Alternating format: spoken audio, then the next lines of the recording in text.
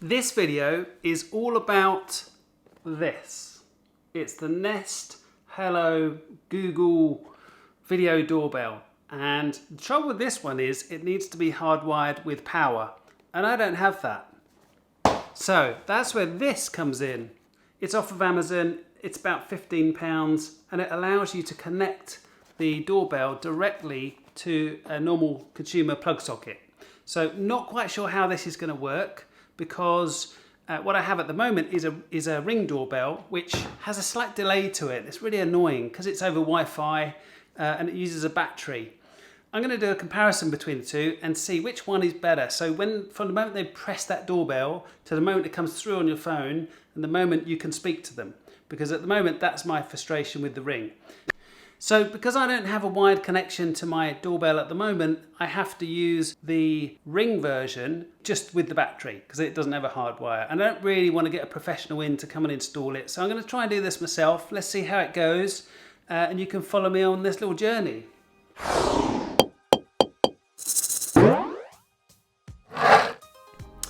Right, let's look at what I've got at the moment. Now, what inspired this purchase of this one is I have a contract with Ring at the moment, and it's not very much, it's a few pounds a month, but it's something else that I have to pay per month. Now, when I go with the Nest version, because I already have Nest cameras in the house, this can go on the same contract, so I can take away the monthly fee from Ring and I won't have to pay any more to add this to my Nest account with my other cameras. What else inspired it is that I got this. And this is the Google Home Hub. And theoretically what it's supposed to do, amongst other things, because it's a bit like an Amazon Echo and that kind of stuff, what it's supposed to do is when somebody rings the doorbell, it will come up on that screen. So that will be really useful as well as coming up on your phone, just for other people in the house to be able to see who it is other than just me. So that's what I already have. It works okay, but it's a bit delayed. And it comes through to this, which is under here.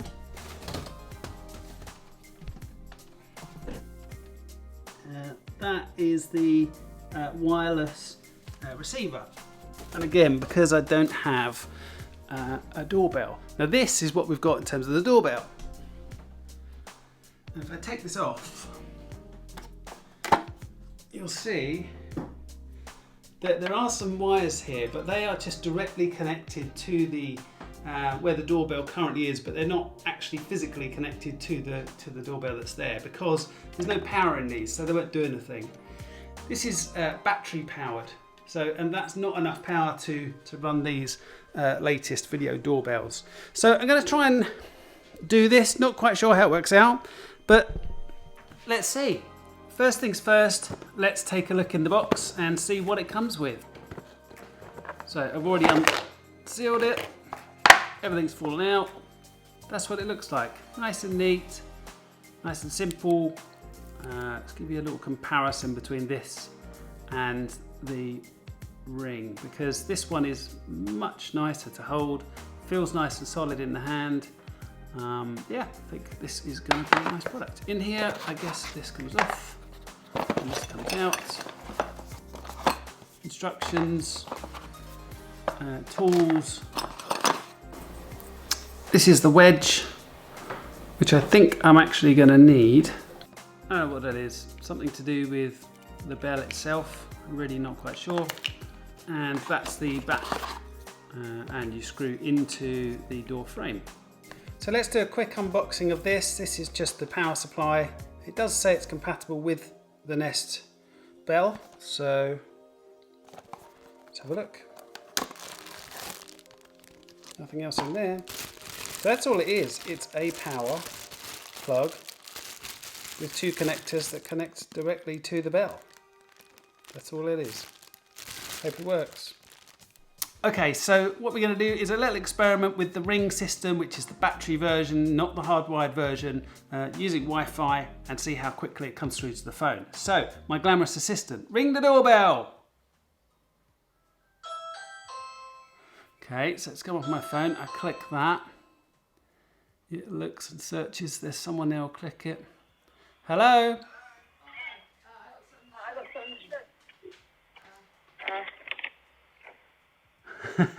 You're a funny guy. Okay, see you later.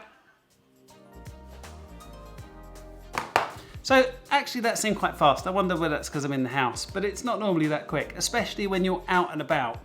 But let's see what the other one does. Okay everybody, so it's all done. I just wanted to speed things up for you so you don't have to go through the whole process of actually connecting the whole thing. So I've got the Nest one installed, which is here, and it's very neat. You can still see the holes, so I do need to fill those. And it's just connected on the other side of the door, which is here. So I've drilled through and it goes down to a plug socket. So yeah, that works really well. No batteries anymore, which is brilliant. So when I press it now, obviously that's instant, but when you come in, Ashes at front door. Now it knows who's at the front door, which obviously I programmed that so it knows it's me, but also over here is a picture of the front door. And you can answer it here. You've got preset responses. You can just ignore it, or you can talk to the person. So it's really quite cool in that respect. I really like the fact that you can speak to the person and tell them where to leave it or whatever. It also comes up on your phone, which is great, and that's really handy. So yeah, so at the moment it's looking good, it's installed, it's working. There was just one other thing though, but because we only have this unit here, is that if you're upstairs you can't hear it, and it doesn't give a traditional ring like you would normally get with a normal phone. So what I've had to do is order something else to go with it. Of course, it wasn't that expensive. It was £25, I think. In the scheme of things, that's not too bad. And what it allows me to do is put another one of these, but without the screen. I think it's called, actually I'm not sure what it's called, but I'll put a link here. And that one allows you then to have multiple units around the house telling you there's someone at the front door. So yeah, I've answered it as well while I've been out on the phone, and that's been great. It's worked really well, and I've been able to speak to people, which it does seem quicker to respond than the Ring system, and it also seems to be quicker in terms of the audio as well. When you're speaking to somebody, there's not so much of a delay. So all in all, really impressed. Okay, so now I've had plenty of time with the Video Doorbell version 2, so that was the Ring version, and now I've had a few weeks with the Nest Hello. So I'm in quite a good position to give you a good comparison and where I think the pros and cons are of each, and there are of both. So let me start with the Ring, because that's now disconnected and I've switched over to the Nest.